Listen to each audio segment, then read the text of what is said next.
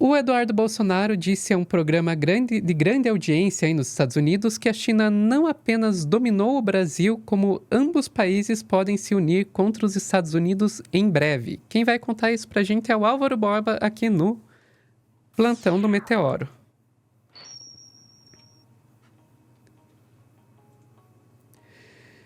Álvaro, vamos lá, está na tela, explica pra gente melhor essa história.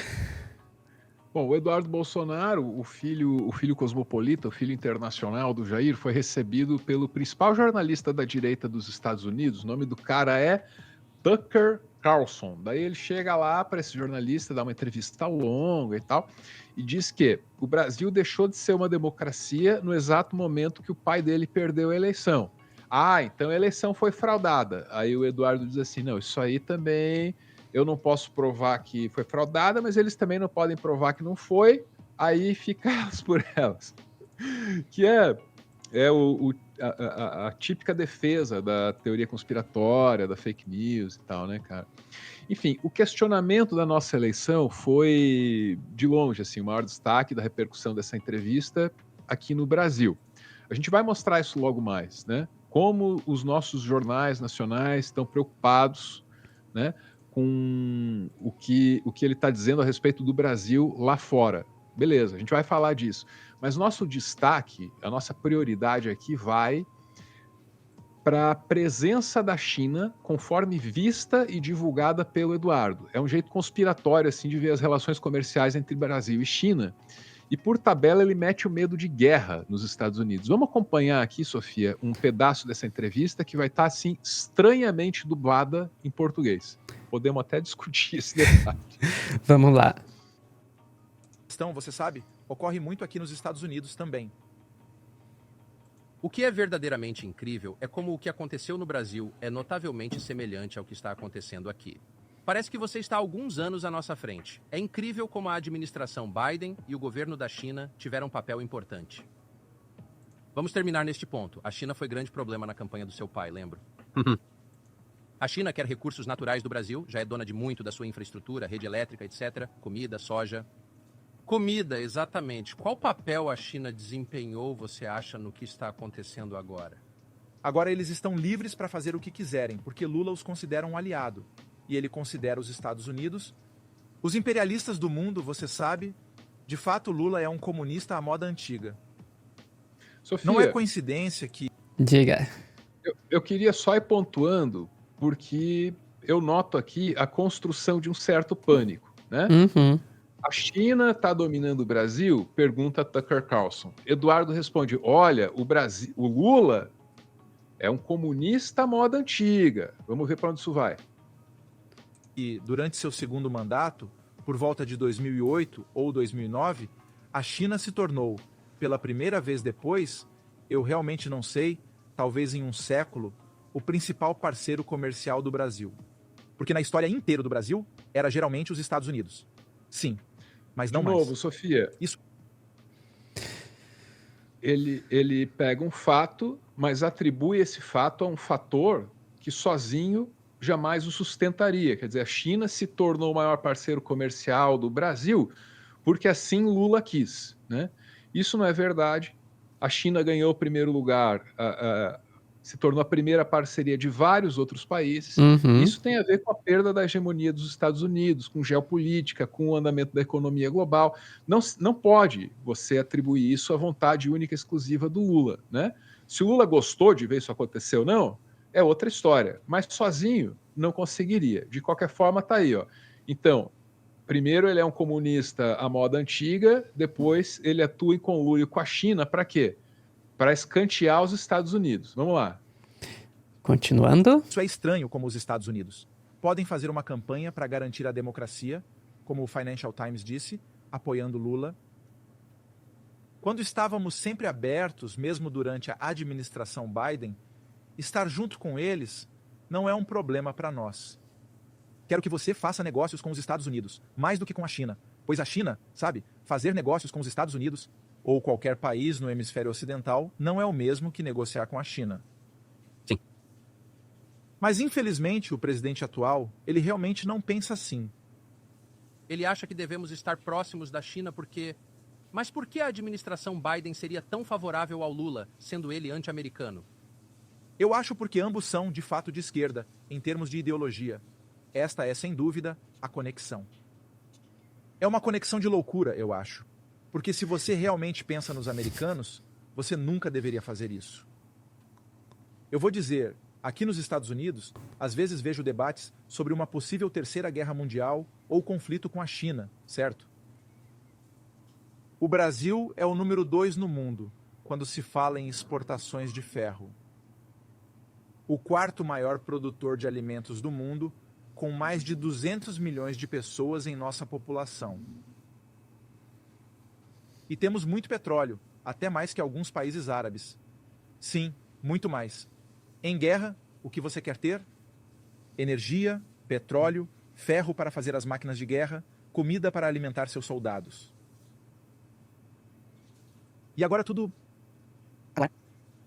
Se começar uma guerra agora, eu diria, o governo do Brasil estará com China contra Estados Unidos. Aê, tá bom, tá bom. Essa é a conclusão que ele estava buscando. Essa é a conclusão que ele estava buscando. Então o recado ali é o seguinte, ó. Alô, Estados Unidos, o Lula é comunista, o Lula anda com a China, o Lula parou de fazer negócio com vocês para ajudar a China. Por quê? Porque em breve ele vai apoiar a China contra vocês na Terceira Guerra Mundial. É isso, né? E esse Tucker Carlson, me permita dizer, ele está falando da China aí insistentemente. Tem quem diga que o posicionamento dele é até sinofóbico, assintoso, né? Mas ele parece vender esse medo aí. A China está vindo para cima dos Estados Unidos. Essa é a parte que a gente destaca, né, Sofia? Queria só olhar para a repercussão nacional aqui, para a gente ver o que bombou aqui nos nossos jornais. Sofia começará por Estadão, creio eu. Estadão, tá aí. Eduardo Bolsonaro critica Moraes e diz que país não é mais uma democracia, jornalista americano. Beleza, porque isso aí é o que importa para a gente, né? Ou para o Brasil. Vamos seguir para o UOL, Sofia, para ver que não difere muito, nem em tom, nem em informação. O UOL temos aqui que, em entrevista, Eduardo Bolsonaro ataca as urnas e compara Brasil com ditaduras. Beleza. Agora, tendo visto aí 2 veículos da mídia hegemônica, vamos para a direita maluca, onde reina soberana a Revista Oeste, que ganha esse nome por ser uma publicação em defesa do Ocidente, do Oeste, né? Sem saber que o dito Ocidente muitas vezes considera o Brasil qualquer outra coisa, menos isso. Latinos, vamos lá, cadê a Revista vamos Oeste? lá. Em entrevista, Tucker Carlson, Eduardo Bolsonaro e Paulo Figueiredo denunciam autoritarismo no Brasil. Opa, o tom é outro, né? Já denuncia, já legitimou ali o que estava dizendo o Eduardo. E, de novo, é a mesma lenga-lenga das urnas lá que a gente já tá cansado de discutir, né? Então fica aí a diferença entre o tom aí da mídia hegemônica e o da Revista Oeste, né? Mas o interesse é basicamente nos mesmos fatos. Me permita só explicar agora a decisão editorial de fazer um trecho aqui do plantão para a gente falar só dessa menção à China, né? A minha percepção pessoal, né, Sofia? Eu já disse aqui o que eu sei, vou me permitir dizer o que eu acho, só no finalzinho. Eu acho que o Eduardo foi ali muito mais para ajudar do que para ser ajudado. O Eduardo é um instrumento na mão do Tucker Carlson na tentativa, muito bem sucedida, diga-se, de espalhar esse medo da China que muito beneficia o Donald Trump, o homem forte que vem aí para combater, né, essa China tão perigosa e tal, né? Tenho certeza que a Sofia tem outros aspectos a adicionar para isso, né, Sofia? O que eu fico pensando, sabe, Álvaro, é como o discurso do clã Bolsonaro muda de acordo com quem eles estão falando, né? Você vê o Eduardo falando com o Tucker Carlson, você vê recentemente o Jair falando com aquele jornalista português, você vê que eles têm um discurso muito mais forte e, ouso dizer, até muito mais golpista, muito mais conspiratório, porque essa entrevista aí do Eduardo com o Carlson mesmo, você vê que ele fala das vacinas que estariam matando pessoas e tal. Você vê eles usando esse discurso dessa forma com os estrangeiros. Quando eles vão falar aqui para dentro do país, para jornalistas brasileiros, para o público brasileiro, você percebe que eles já estão bem mais moderados. Inclusive, não só com a imprensa. O próprio discurso que o Bolsonaro fez no dia 25 de fevereiro, lá na manifestação, já foi um discurso pedindo anistia, né? Ele não estava... Então, me parece que eles já perceberam que não conseguem mais sair tão impunes quando eles estão falando aqui no Brasil. Quando eles vão lá para fora, eles ainda acreditam, né? Não sei o quanto é verdade, mas acreditam nessa impunidade. Perfeito, perfeito. E nesse sentido, Eduardo Bolsonaro se soma a vários outros jornalistas que até foram mencionados na entrevista ali, né? Que são esses bolsonaristas de segundo escalão, esses que fogem para poder continuar atacando as instituições, convocando protesto violento, né?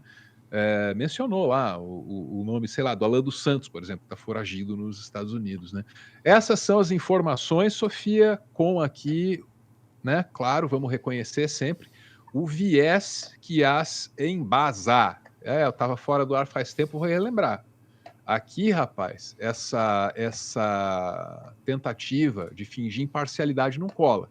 O que a gente faz é assumir o próprio viés e, diante da consciência desse viés, a gente trabalha para informar você de maneira técnica, né? Trazendo primeiro a informação direitinho, os dados, a história, os números, o que for, para só depois a gente entrar aqui, né? De maneira mais frontal com as nossas opiniões. Agradeço a Sofia aqui por fazer valer esse formato. Tem sido muito importante aí para a gente trabalhar com o restante da equipe, expandir esse trabalho. É isso, minha amiga. Muito obrigado. Eu que agradeço. Então, vamos encerrando esse corte por aqui. Tchau, tchau.